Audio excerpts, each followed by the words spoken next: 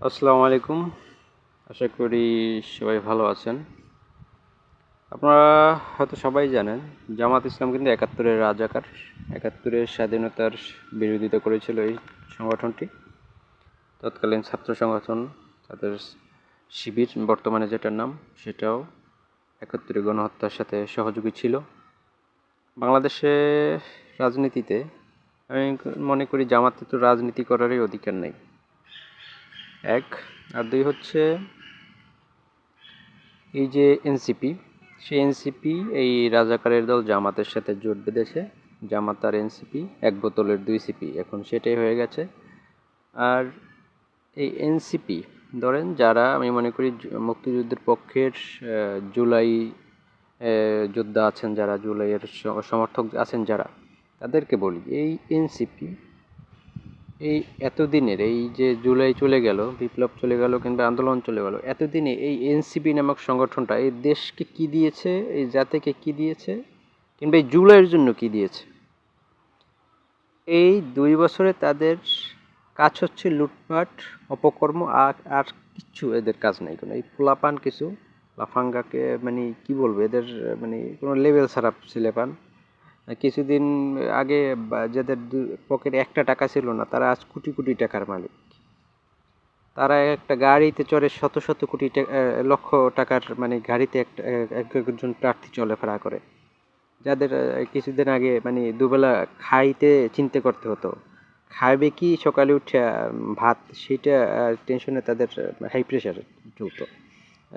পায়ে জুতা ছিল না। এই যে আসিফ আসিফ মাহমুদ সজীব ভুইয়ার 1 বছর আগের ছবিগুলো দেখেন, ও যে দু একটা ইটি করতো, মিছিল টিছিল করতো, স্যান্ডেল 120 টাকার স্যান্ডেল পাই দিত। জামা পরতো ওই গুলিস্তানের মোড় দিয়ে 80 টাকার গেঞ্জি, এগুলো পরতো। এই ছেলে, সে 1 বছর 1.5 বছরের মাথায় কোটি কোটি টাকার মালিক। আর অন্যান্য এই যে সার্জিস আলম, অনেকে বলেন সার্ভিস আলম, এই পোলা মধ্যবিত্ত নিম্ন মধ্য পরিবারের ছেলে। সে একটা মানে গাড়ির শোডাউন করছিল, নির্বাচনী শোডাউন। সেখানে মানে 100-এর উপরে গাড়ি ছিল, প্রাইভেট কার। সেখানে হিসেব করে দেখছে অনেকে, আমিও দেখছিলাম, একটার মানে 12 লাখ না 13 লাখ টাকা খরচ হয়েছে শুধু গাড়ি ভাড়া, বুঝলেন, একদিনের শোডাউন। এই হচ্ছে সে যে ছেলে একদমই বেকার, কোনো চাকরি বাকরি করে নাই, সবে অনার্স বোধহয় শেষ হয়েছে। এই ছেলের কোনো জবের সাথেও যুক্ত ছিল না, সে ছেলে এতগুলো টাকার মালিক। যে ব্যক্তি, যে পোলা 11-12 লাখ টাকা শুধু একটা গাড়ি শোডাউন একদিনের করতে পারে, এখন বুঝেন যে সে আবার সে এমপি প্রার্থী। এখন এটা করছে আরও আগে, এই নির্বাচনের অনেক আগে, কয়েক মাস আগে, কিংবা প্রায় 6 মাস হয়ে গেছে, 6 মাসের উপরে হবে মনে হয়।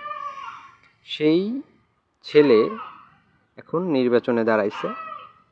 আপনি ভাবেন, একটা পোলা 27-28 বছরের একটা পোলা, যে পোলার একটা নির্বাচনী একটা শোডাউনে গাড়ি ভাড়া শুধু 11-12 লক্ষ টাকা দিতে পারে, সে আসলে এই 1.5 বছরে কিংবা 1 বছরে কি পরিমাণ দুর্নীতি করছে সে কিন্তু মানে কোনো এই যে আসিফ মাহমুদ সজীব ভুইয়া তো সরকারে ছিল, এই পোলা কিন্তু সরকারেও ছিল না, কোনো সরকারি কোনো পদেও ছিল না, এনসিপির একজন মানে নেতা, একদম খুব বড় শীর্ষ নেতা নয় কিন্তু, এটা অঞ্চলের উত্তর অঞ্চলের প্রধান, আহ্বায়ক কিংবা সদস্য সচিবও নয়। সে হচ্ছে এই অবস্থা, এই হচ্ছে তার। ভাবেন যে সে শত শত কোটি টাকার মালিক, আমি মনে করি যে সে শত শত কোটি টাকার মালিক হয়েছে 1.5 বছরে কিংবা 1 বছরে। বুঝছেন, এখন আসলে সে কি পরিমাণ দুর্নীতি করছে, একটা মানুষ কি পরিমাণ দুর্নীতি করতে পারে।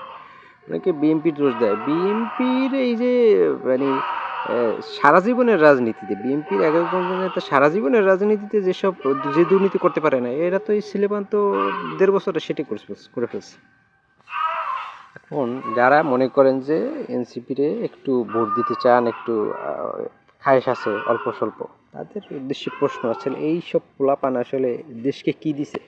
দেশকে ধ্বংস করা ছাড়া, জুলাই পরবর্তী যেখানে মানুষ অনেক আশা আকাঙ্ক্ষা করছিল, সেই দেশটারে এরা ধ্বংস করা ছাড়া মাঝখান দিয়ে একটা চেতনা বিক্রি করে, জুলাইয়ের চেতনা বিক্রি করে নিজেদের আখের গোছানো ছাড়া আর কি করছে বলেন? কি করছে? নাহিদ হলফনামায় উল্লেখ করছে ইসের শিক্ষক আর পরামর্শক। এখন শিক্ষক কোথা, কোনো কলেজ, বিশ্ববিদ্যালয়, হাই স্কুল, প্রাইমারি, হাফিজি মাদ্রাসা, কোনো জায়গায় ওর জীবনে ওর শিক্ষকতা করে নাই। সে একজন শিক্ষকতা করে, তার পেশা শিক্ষকতা। সে লক্ষ লক্ষ টাকার মালিক, সে শিক্ষকতা করে ইনকাম করে নাকি।